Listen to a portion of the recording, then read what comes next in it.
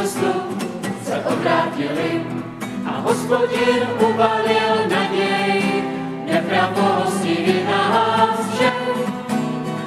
Vzal na sebe naše bolesti a naše nemoci, jako beránek zabití veden byl, aby vymázal náš hřích.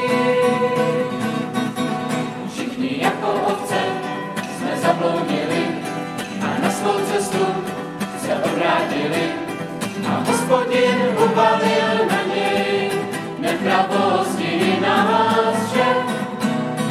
Vzal na sebe naše bolesti a naše nemoci, jako beránek zabití veden byl, aby